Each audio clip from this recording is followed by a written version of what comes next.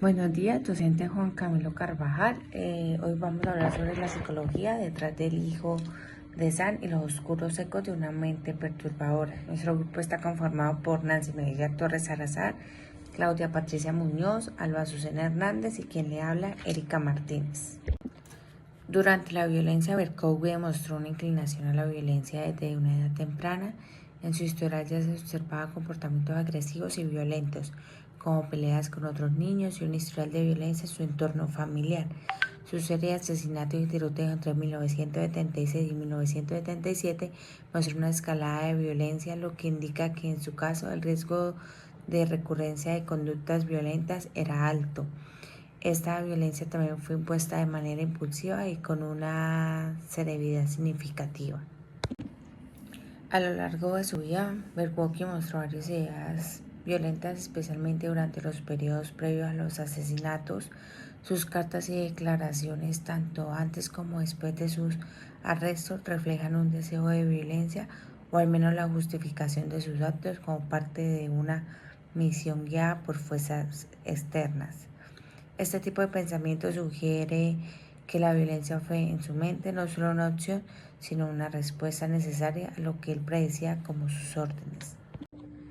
Durante el engaño vamos a hablar de dos, que fue el engaño hacia las autoridades y la sociedad. Durante su ola de asesinato entre 1976 y 1977 en Nueva York, mantuvo a las autoridades en constante confusión mediante la naturaleza aparentemente aleatoria de sus crímenes y las cartas burlonas que enviaban los medios de comunicación a la policía. Estas cartas, escritas con un estilo crítico y aterrador, contenían mensajes que desorientaban a los investigadores, aumentando el pánico colectivo y reforzando su aura de misterio. En el engaño psicológico, afirmó inicialmente que era controlado por un demonio que se comunicaba a través del perro de su vecino San. Esa explicación, aunque ampliamente desacreditada, forma parte de un posible intento de manipulación la percepción pública de sus crímenes. Algunos expertos sugieren que esta narrativa pudo haber sido utilizada como una forma de construir una defensa basada en la locura o desviar la atención de su verdadera motivación. El engaño no solo abarcó sus acciones como asesino en serie, sino también el esfuerzo deliberado de David Berkowitz por crear confusiones y fomentar un mito en torno a su identidad criminal. Esto dejó una marca indeleble en la percepción cultural de sus crímenes y en el tratamiento mediático del caso. Bueno, mi nombre es Nancy Mirella y yo voy a hablar sobre el análisis de creabilidad. En el reality de monitoring, en el caso de Berkowitz, sus afirmaciones sobre las voces en el perro demoníaco pueden ser evaluadas con reality de monitoring y sus recuerdos de los eventos son vagamente descritos, caracteres de detalles sensoriales específicos que podrían indicar recuerdos que fueron producidos por alucinaciones psicóticas de una experiencia real.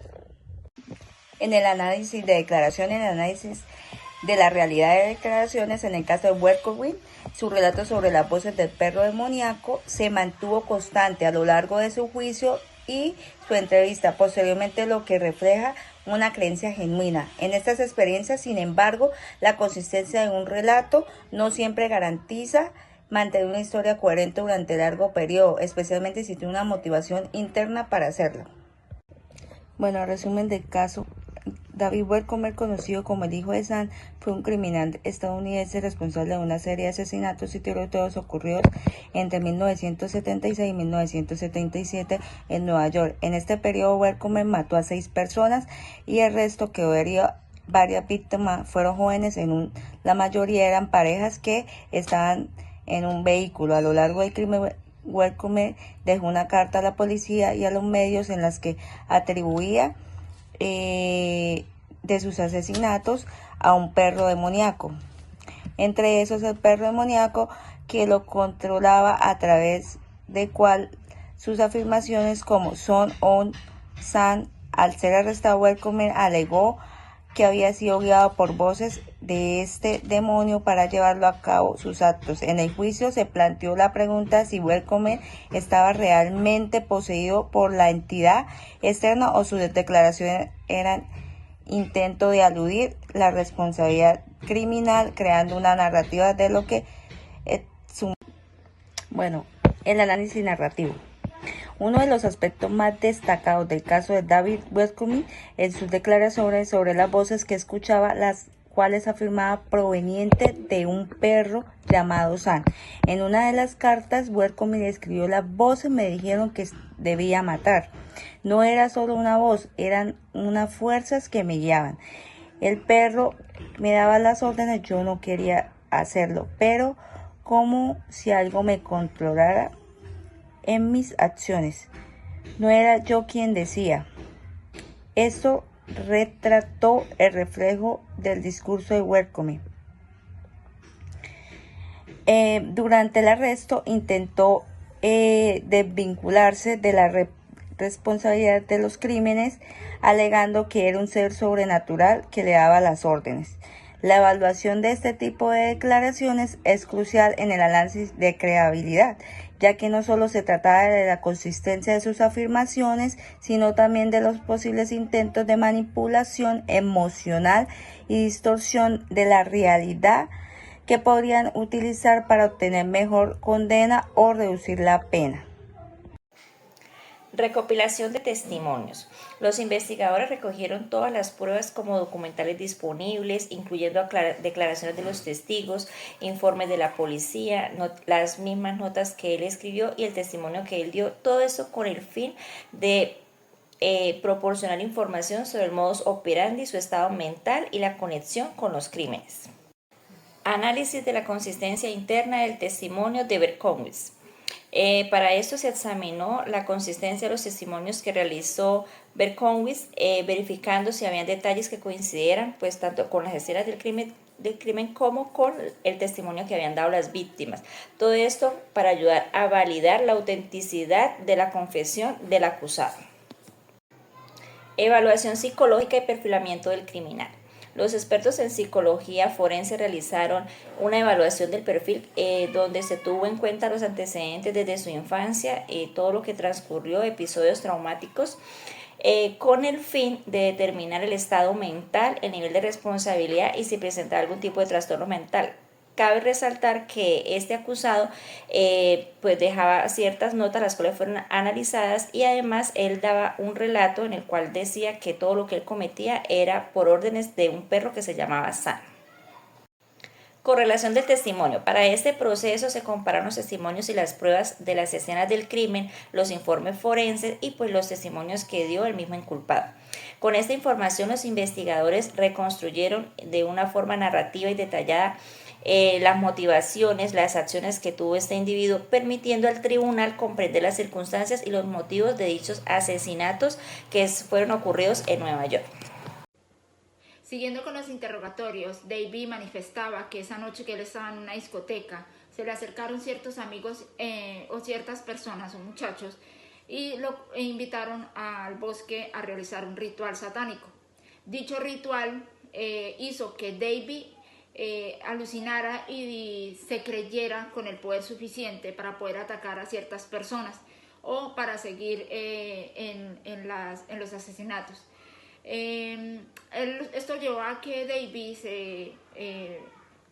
se llenara de otra personalidad y para saber que algo no iba a suceder, cómo tomar el lugar de Dios, ¿sí? Él manifestaba que él se sentía más grande que Dios y fantaseaba con ser un héroe, ser un salvador, e imaginaba salvando mujeres y niños de un incendio. Esto llevaba a que él alucinaba con este tipo de cosas. Teniendo en cuenta el análisis anterior de Reality Montessori, podemos tener ciertos detalles que podemos verificar si son ciertos o no, si son verificables o no. Entre ellos está una noche mientras estaba en una fiesta o en una discoteca. Es verificable, claro que sí, porque en esa discoteca se encontraba el personal que labora en ella. También encontramos que lo llevaron a un bosque. Puede que haya verificación, sí, claro, porque con los muchachos que se le presentaron en la discoteca se puede corroborar si él estuvo en el bosque. También podemos apreciar que rescatándolos de un edificio en llamas ya no es verificable porque esto hace parte de las alucinaciones que él dice. y también estaba estaban